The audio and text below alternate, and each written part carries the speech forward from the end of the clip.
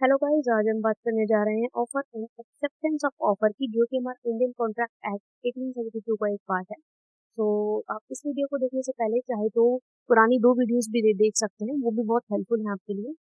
Video को शुरू करने से पहले एक रिक्वेस्ट है कि चैनल को सब्सक्राइब जरूर कीजिएगा एंड वीडियो को लाइक भी कीजिएगा और शेयर भी कीजिएगा। So let's start. तो सबसे पहले हम बात करेंगे कि ऑफर क्या होता है। Offer is the first step in formation of contract. किसी भी कॉन्ट्रैक्ट को बनाने के लिए ये फर्स्ट स्टेप होता है और it refers to make proposal. इसमें इंसान प्रपोजल बनाता है। देखो, ऑफर का मतलब क्या होता है? सामने वाले से कुछ पूछना, सामने वालों को एक अपॉर्चुनिटी देना, एक ऑफर देना। ठीक है। सपोज मिस्टर एक्स ने मिस्टर वाई को कहा कि मेरी ये नई बाइक है और मैं इसको बेचना चाहता हूँ, क्या आप इसे 1 लाख रुपए में खरीदेंगे? ठीक है। So this is an offer, this is an proposal. ठीक है। अब इसके एसेंशियल एलिमेंट्स क्या होते हैं? तो इसमें सबसे पहले तो 2 पार्टीज होनी चाहिए। एक अकेला इंसान खुद कोई ऑफर नहीं दे सकता और खुद ही एक्सेप्ट नहीं कर सकता, उसके लिए 2 या 2 से ज्यादा पार्टीज चाहिए। ठीक है। Next, communication. उन दोनों के बीच में प्रॉपर कम्युनिकेशन होनी चाहिए, तभी तो ऑफर होगा। ठीक है। ऐसा थोड़ी है कि मिस्टर एक्स ने बिना मिस्टर वाई से पूछे अपने मन ही मन में ये ठान लिया कि भाई हाँ, वाई तो मेरी बाइक खरीद ही लेगा। That is not an offer. Offer proper communication उससे होना चाहिए। Next is willingness. वाई जो ऑफर एक्सेप्ट कर रहा है वो पूरी विलिंगनेस से एक्सेप्ट करेगा। उसके ऊपर कोई प्रेशर नहीं होना चाहिए, कोई कुछ भी डिस्टॉर्शन नहीं होना चाहिए, कोई फ्रॉड नहीं होना चाहिए, कुछ भी नहीं होना चाहिए, एकदम फेयर होना चाहिए। Next, intention of seeking assent. कि जो प्रपोजल है ना, जो ऑफर है, वो सामने वाले बंदे की परमिशन पाने के लिए होना चाहिए। ठीक है। उसके ऊपर कोई जोर जबरदस्ती नहीं होनी चाहिए।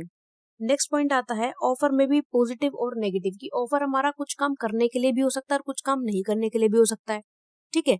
जैसे कि अगर मैं एक बिजनेसमैन हूँ और मेरे बराबर में एक दूसरी दुकान खुल रही है, ठीक है, तो मैं चाहता हूँ कि वो दुकान ना खोले, तो मैं उसको एक ऑफर दे सकता हूँ, भाई ऐसा कर, तू मेरे से ऐसा कर, 1 लाख रुपए ले ले, तो कहीं और अपनी दुकान सेटअप कर दे, यहाँ वहां सेटअप कर। तो अब क्या था, ये नेगेटिव ऑफर था, कुछ काम ना करने के लिए ऑफर दिया है हमने। ठीक है। तो ऑफर नेगेटिव भी हो सकता है, पॉजिटिव भी हो सकता है। नेक्स्ट आता है लीगल रूल्स ऑफ ऑफर। की ऑफर के लिए लीगल रूल्स क्या होते हैं?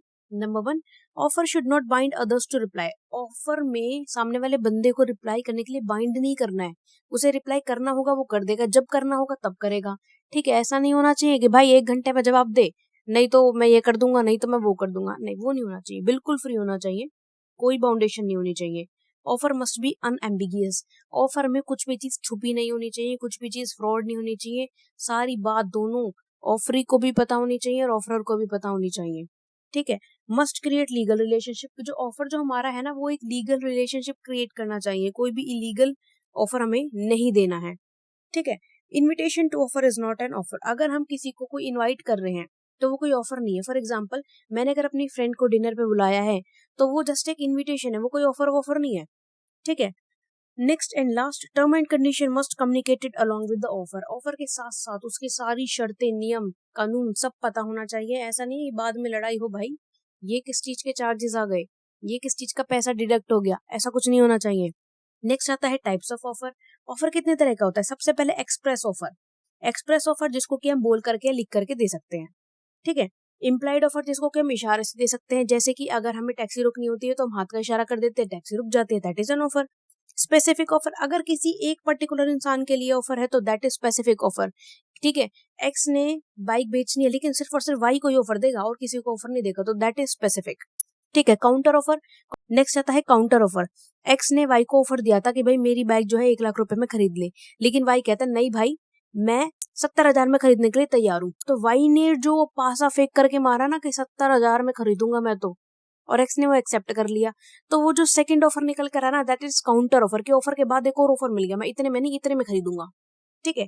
और legal effect of counter offer. Counter offer का लीगल इफेक्ट क्या होता है? जो पहले वाला कॉन्ट्रैक्ट था ना 1 लाख रुपए वाला, वो तो हो गया खत्म, वो ऑफर तो हो गया खत्म। अब ऑफर कौन सा माना जाएगा? 70,000 वाला ऑफर वैलिड माना जाएगा। ठीक है। फिर लैप्स ऑफ ऑफर। ऑफर किस किस तरीके से खत्म किया जा सकता है? Notice of withdrawal.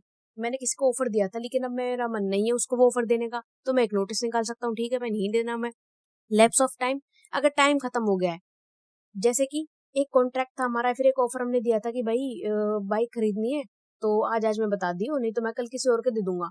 अगर उसने आज नहीं बताया तो इसका मतलब ऑफर की वैलिडिटी खत्म हो गई। फिर आता है non fulfilment of condition attach with offer. अगर हमारे ऑफर के साथ हमें कोई डॉक्यूमेंट सबमिट करने थे और वो हमने नहीं किए, तो भी हमारा ऑफर खत्म हो जाएगा। क्यों? क्योंकि हमने फुलफिलमेंट ऑफ कंडीशन नहीं की। फिर आता है काउंटर ऑफर, जो कि मैंने आपको पहले समझा दिया। अगर काउंटर ऑफर आ जाता है तो पहले वाला ऑफर अपने आप खत्म हो जाता है। नेक्स्ट पॉइंट आता है acceptance is not made in prescribed manner. अगर हमने कहा था कि एक्सेप्टेंस जो हमें लिख कर देनी है और उसने लिख के नहीं दी तो वो एक्सेप्टेंस नहीं मानी जाएगी। क्यों? क्योंकि उसने प्रिस्क्राइब्ड मैनर में नहीं दी। ठीक है। डेथ ऑफ एन ऑफर और ऑफरी, अगर ऑफर देने वाला है ऑफर एक्सेप्ट करने वाला, दोनों में से कोई मर जाता है तो ऑफर अपने आप खत्म हो जाता है। अगर ऑफरी ने रिजेक्ट कर दिया ऑफर तो खत्म हो जाता है। अगर हमारा सब्जेक्ट मैटर, सपोज हमने गाड़ी बेचने के लिए ऑफर दिया था और गाड़ी ही चोरी हो गई, गाड़ी जल गई, तो कोई ऑफर नहीं होगा। बाय चेंज ऑफ प्रोविजन, अगर प्रोविजन में कुछ बदलाव हो जाता है और जिस चीज के लिए हम कॉन्ट्रैक्ट कर रहे थे, ऑफर दे रहे थे, वो इलीगल हो जाती है तो ऑफर खत्म हो जाता है। ठीक है। Legal rules for acceptance, acceptance के कुछ रूल्स होते हैं, जैसे कि एक्सेप्टेंस अनकंडीशनल होनी चाहिए। एक्सेप्टेंस के लिए कोई दबाव नहीं होना चाहिए कि भाई अगर तूने मेरा ऑफर एक्सेप्ट नहीं किया मैं तेरे से दोस्ती तोड़ दूंगा, मैं तेरे से रिश्तेदारी तोड़ दूंगा। नो, ऐसा कुछ नहीं होना चाहिए। एक्सेप्टेंस मस्ट बी कम्युनिकेटेड, कि जो एक्सेप्टेंस हमने ली है ना वो कम्युनिकेटेड, बातचीत करके ही होना चाहिए। ऐसा नहीं है कि हमने सामने वाले बंदे की ऑफर को एक्सेप्ट कर लिया और उसे बताया ही नहीं, ठीक है भाई समझ जाएगा अपनी आप, नहीं ऐसा नहीं होना चाहिए। Manner of acceptance, there must be a proper manner of acceptance, proper उसको बताना है जाकर कि हाँ that I accept your agreement या आई एक्सेप्ट योर ऑफर। ठीक है। टाइम लिमिट के अंदर अंदर जवाब देना है और एक्सेप्टेंस एक कॉम्पिटेंट पर्सन को ही देनी है। ऐसा नहीं है किसी माइनर को, किसी मेंटली डिस्टर्ब पर्सन को, किसी हिप्नोटाइज पर्सन को हम ऑफर का एक्सेप्टेंस दे रहे हैं, नहीं ऐसा नहीं होना चाहिए। ठीक है। अगर हम सिर्फ चुप रहते हैं, मोर साइलेंस इज नॉट एक्सेप्टेंस, सिर्फ चुप रहना एक्सेप्टेंस नहीं होता है। एक्सेप्टेंस एक्सप्रेस होनी चाहिए लिखित में या बोलकर, इशारे में एक्सेप्टेंस नहीं मानी जाएगी। एक्सेप्टेंस के कुछ जनरल रूल्स हैं, जैसे कि एक्सेप्टेंस बाय पोस्ट, अगर हमने पोस्ट के थ्रू, अपनी लेटर के थ्रू अपनी एक्सेप्टेंस भेजी है तो जब वो डिलीवर होगा वही उसका टाइम माना जाएगा। फिर डिले और नो डिलीवरी, अगर हमारा ऑफर डिलीवरी नहीं होती है या फिर लेट हो जाता है तो जब भी वो डिलीवर होगा तभी उसका डेट ऑफ एक्सेप्टेंस माना जाएगा।